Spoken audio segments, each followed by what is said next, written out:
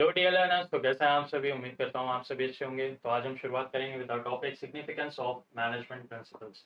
अब significance, importance, management principles के क्या होते हैं, मैनेजमेंट प्रिंसिपल्स क्या रोल प्ले करते हैं बेसिकली कंपनीज के लिए, ऑर्गेनाइजेशंस के लिए, मैनेजर्स के लिए, टॉप लेवल मैनेजमेंट के लिए और लोअर लेवल मैनेजमेंट के लिए, ये सारी डिटेल्स आज हम इस वीडियो में देखेंगे।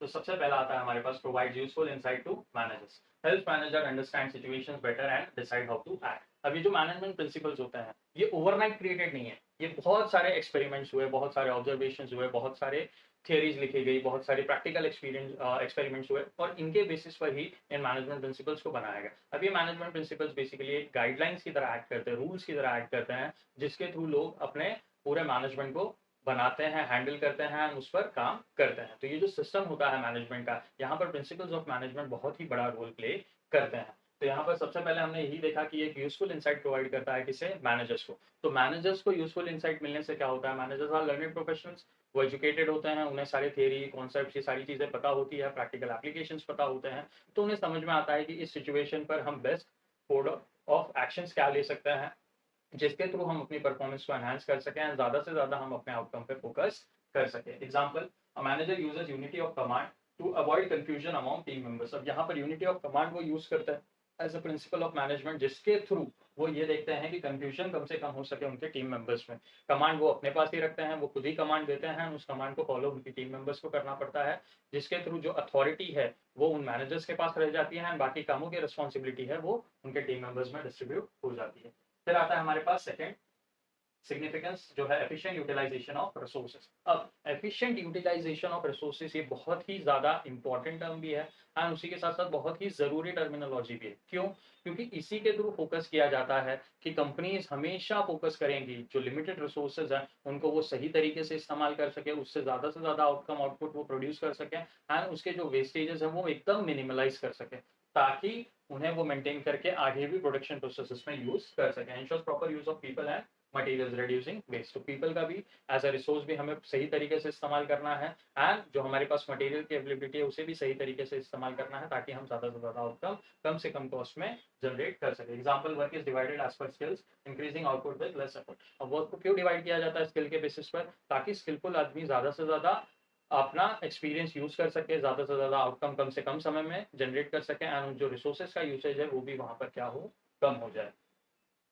फिर आता है हमारे पास third significance, that is scientific decisions, guides managers to make logical fact based decisions. अब सिचुएशंस आती हैं जहां पर मैनेजर्स को कई फैसले लेने पड़ते हैं, कई डिसीजंस लेने पड़ते हैं, तो वहां पर मैनेजर्स हमेशा फोकस करते हैं लॉजिक की तरफ कि लॉजिकली हम अपने मैनेजमेंट में क्या चेंजेस लेकर आ सकते हैं या क्या डिसीजंस ले सकते हैं जिसके थ्रू हमारा वर्क फोर्स जो है वो ज्यादा एनहांस ना हो, जिसके थ्रू हमारे वर्क फोर्स पे ज्यादा से ज्यादा इम्पैक्ट क्रिएट ना हो। ठीक है, तो ये सारी चीजें समझना देखना बहुत ही ज्यादा जरूरी हो जाता है मैनेजर्स को, जिसके through managers fact based decisions भी लेते हैं, जहां पर वो कंप्लीट स्टडी करते हैं, कई केस स्टडीज का रिसर्च करते हैं, उनके बेसिस पर अपने मैनेजमेंट के लिए एक बेहतर डिसीजन लेते हैं। Example, a manager compares different suppliers before choosing the best one. तो वो अलग अलग सप्लायर्स को कंपेयर करते हैं, उनकी प्राइसिंग कंपेयर करते हैं, उनके क्वालिटी ऑफ प्रोडक्ट्स कंपेयर करते हैं एंड उसके बेसिस पर ही वो अपना डिसीजन लेते हैं कि कौन सा सप्लायर उनके बेसिकली प्रोडक्शन प्रोसेस के लिए या बाकी प्रोसेसेस के लिए बेहतर होगा, जो उन्हें सही सर्विसेज या सही गुड्स प्रोवाइड कर पाएगा।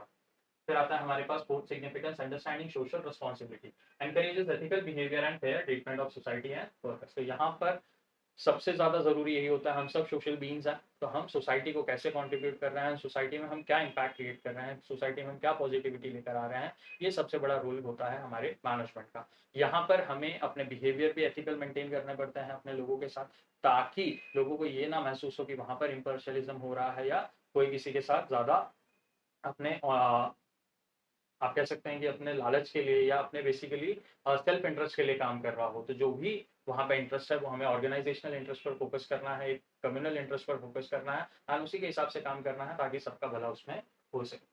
एग्जाम्पल है हमारे पास, company avoids pollution and pays fair wages to workers. तो यहाँ पर कंपनी पोल्यूशन को अवॉइड करती है, स्ट्रिक्ट मेजर्स लेती है ताकि वो कम से कम पोल्यूट कर पाए या पोल्यूशन ना ही कॉज कर पाए एंड उसी के थ्रू अपने जो ह्यूमन फैक्टर्स हैं जो उनके बिजनेसेस में काम कर रहे हैं उनको सही वेजेस सही समय पर प्रोवाइड करें। फिर आता है हमारे पास fifth significance, that is encourages research and development. अब एनकरेजेस रिसर्च एंड डेवलपमेंट में हम देखेंगे कि हर एक मैनेजमेंट बेसिकली फोकस करता है कि वो कुछ ना कुछ इनोवेशन मार्केट में ले आए। तो ये इनोवेशन जो है ये ट्रायल एंड एरर के बेसिस पर ही आता है, तो वहाँ पर रिसर्च एंड डेवलपमेंट एक टीम डेवलप की जाती है जो प्रोफेशनल्स मैनेज करते हैं, हैंडल करते हैं, उसी के थ्रू वो देखते हैं कि क्या गुड्स एंड सर्विसेज में वो चेंजेस ला सकते हैं जिसके कारण मार्केट में और ज़्यादा एनहांस हो पाए, मार्केट में और ज़्यादा एक बेटर पोजीशन एंजॉय कर पाए। एग्जाम्पल है company develops eco friendly packaging through R&D। अब कंपनी डेवलप करती है इको फ्रेंडली पैकेजिंग थ्रू ताकि लोगों के अंदर भी एक इम्पैक्ट क्रिएट हो, सोसाइटी में भी इम्पैक्ट क्रिएट हो कि हम इको फ्रेंडली जा रहे हैं, हमारे पैकेजेस जो है वो प्लास्टिक फ्री हैं।